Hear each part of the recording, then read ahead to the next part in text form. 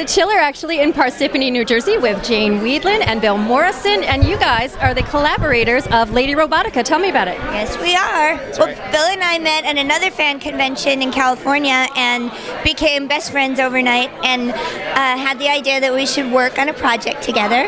And Bill, being a legend of comics, had the idea that we should make a comic book character. So we came up with Lady Robotika, who is the superhero version of me. And we're just getting ready to put out issue number 3. And it's a great story with fantastic art that Bill designed and story by Bill and I. And it's a lot of fun. It is a lot of fun. The project nearest and dearest to my heart. I love how cheeky the dialogue is in the comic. Now, Bill, what would be your superpower? My superpower is actually that I can drink coffee right up until bedtime and go right to sleep. Yeah. And I'm also wondering, why are there no nipples in comics? What's that? Why are there no nipples in comics? No nibbles? Nipples! Oh, nipples! Well, actually there are. You have to look closely sometimes, but they're definitely there. Are there any nipples in Lady Robotika? I think we worked really hard to keep the nipples out of Lady Robotika, but I don't know why. depending on fan reaction, we may include them in subsequent issues. If there's like a campaign, bring the nipples, we might have to cave to fan pressure. I think there's actually an alien race called the nipples, and that's all they are. They're just big giant nipples, unattached to anything else.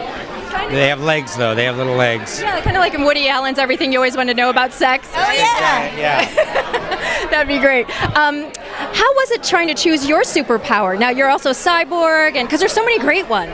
Well, I was so indecisive about what the ultimate superpower is, although I am jealous of Bill's caffeine talent.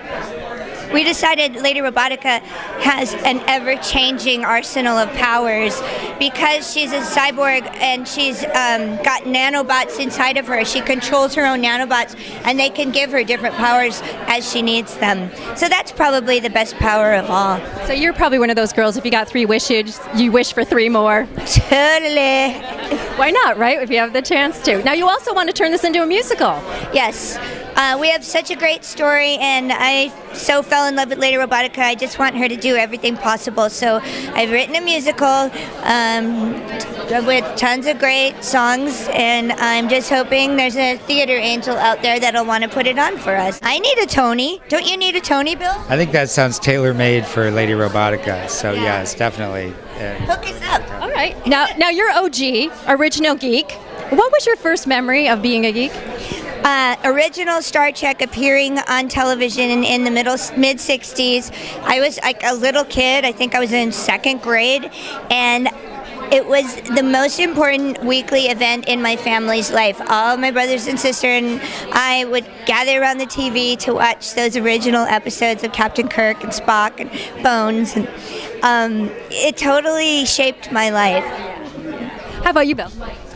Well, while she was watching Star Trek, I was watching Batman, and that was the big thing for me when I was a kid. And I'd still, to this day, if you go to my office, it's like Batman stuff everywhere.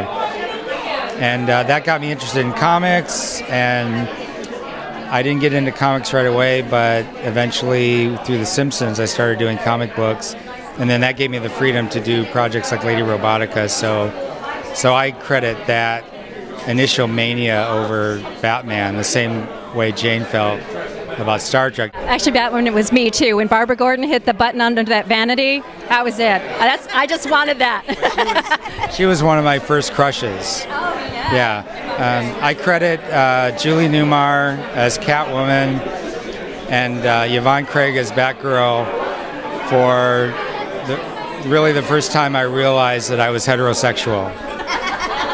So thank you for that, ladies. And actually, they've been some of my favorite people to meet at these types of shows as well. Isn't that nice when you get to meet a hero and they're as good as you imagined? Yeah, they couldn't be sweeter. So what's this experience like from your side of the table?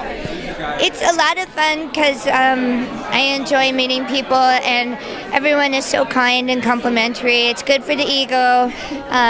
I do get tired because it's tiring. On all the time. Yeah, yes, you have to be on all the time, and then sometimes if you're lucky, you're so busy you don't even have time to go pee. And And that's like a luxury problem. Yes. Well, and have you seen any memorabilia that you haven't ever seen before or haven't seen in a while? Because I know fans they really get into bringing things that are so personal to them. There was a lot of vinyl has come up this weekend. I mean, more than ever. In fact, probably every show I've ever done combined, there's been that much just this weekend. I think vinyl is having a huge resurgence. Another thing that's come up, Bill and Ted's posters, which I never before this show ever was asked to sign one. And I think maybe because they're talking about Bill and Ted 3, that people have a renewed interest in it. And of course, plus Alex Winters is here in the build. He's in the house. So that's been really fun to see that. And before I let you go, congratulations on Casserole Club. Tell us more about that. I did several independent movies last year, one of which, The Casserole Club, is coming out in June, and it's getting amazing reception at the different film festivals, and it's being chosen for all kinds of awards.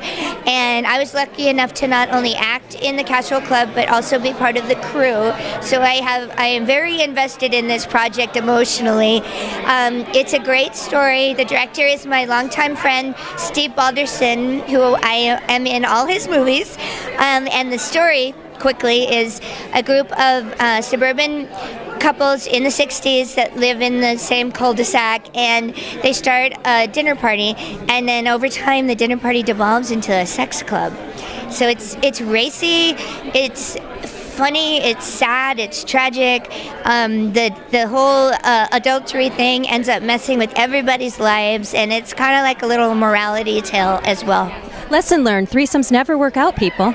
Oh, look at her talking like someone who knows. Have I put my key in a bowl? I'm just saying. Thank you so much. It was so much fun to talk to both of you. I'm so glad you both came on.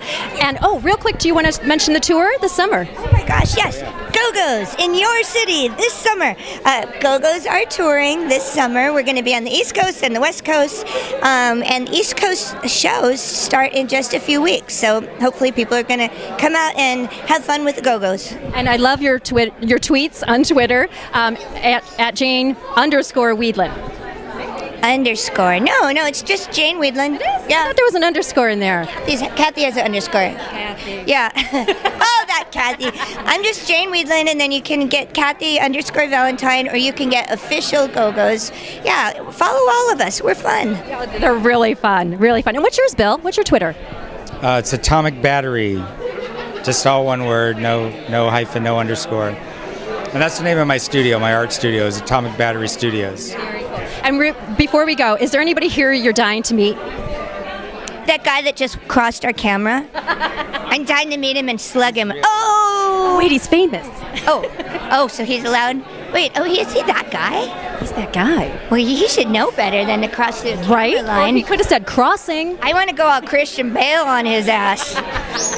We'll release those tapes later. Thanks so much, Gina. Okay, so much fun to meet you. Oh, thank you for that, Bill.